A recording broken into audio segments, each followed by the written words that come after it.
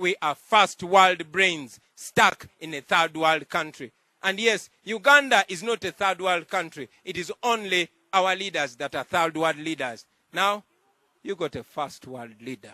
Let's go for that. To freedom, not a mere election. We are removing a dictator. Say that after me. We are removing a dictator. And we are doing this peacefully and constitutionally and legally because we know that our laws provide for that. If we were born and there was no constitution in Uganda, we would bow to slavery.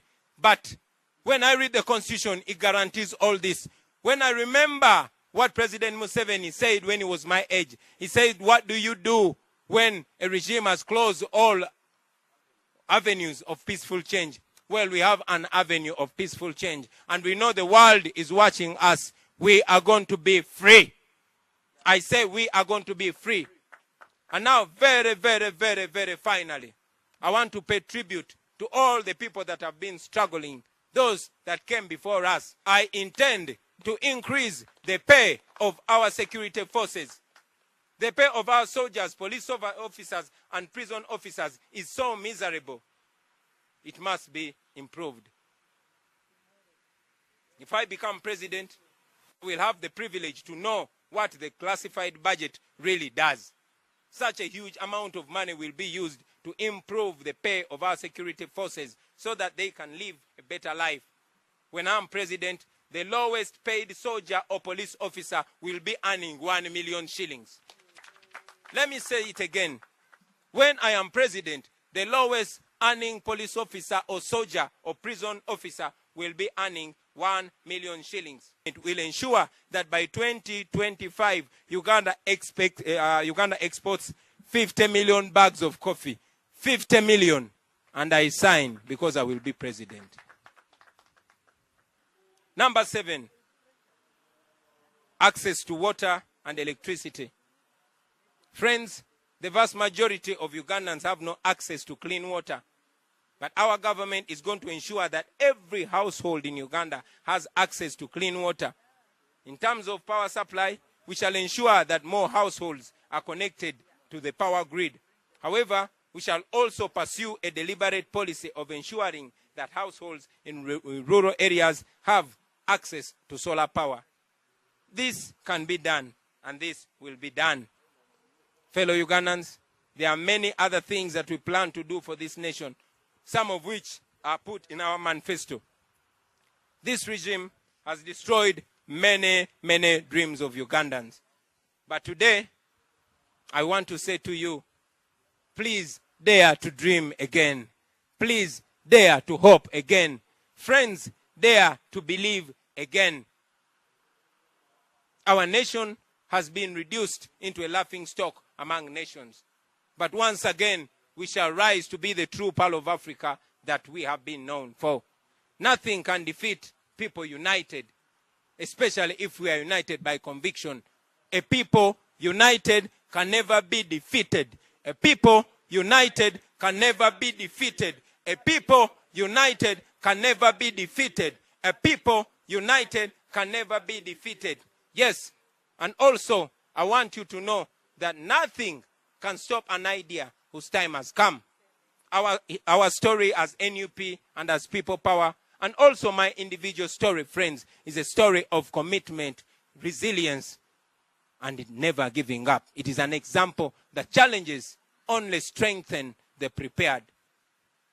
Let us come together under the umbrella of a new Uganda. And yes, march together, all of us, men and women, young and old, rich and poor, towards that new Uganda. As I conclude, I want you to know that we are aware that Museveni prides himself in his record of rigging elections. And of course, that the Electoral Commission has always been helping him in achieving that. Well, today, let me send a message to him and Mr. Byabakama.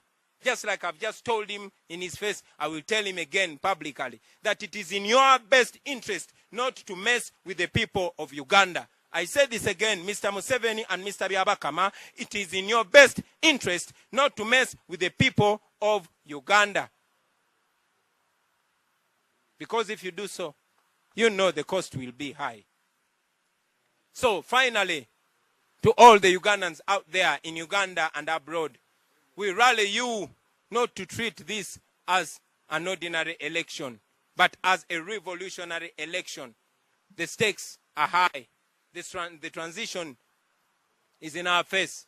Freedom is staring us in the face, ladies and gentlemen. It is time. The time is now. And we have entered the ring.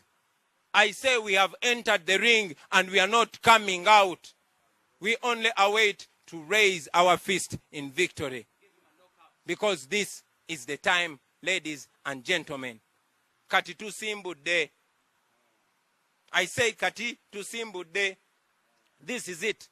This is a battle between the past and the future. I say this again, this is a battle between the past and the future, between the old and the new, between slavery and freedom. This is the defining moment. So, I want you to know, Ugandans, that power is in your hands. And it is this time where you choose to trust that power in a person that you decide. This is a mission to freedom. I say this again. This is a mission to freedom, not a mere election. We are removing a dictator. Say that after me. We are removing a dictator. And we are doing this peacefully and constitutionally and legally because we know that our laws provide for that. If we were born and there was no constitution in Uganda, we would bow to slavery. But when I read the constitution, it guarantees all this. When I remember what President Museveni said when he was my age, he said, what do you do when a regime has closed all avenues of peaceful change? Well, we have an avenue of peaceful change. And we know the world is watching us. We are going to be free. I say we are going to be free.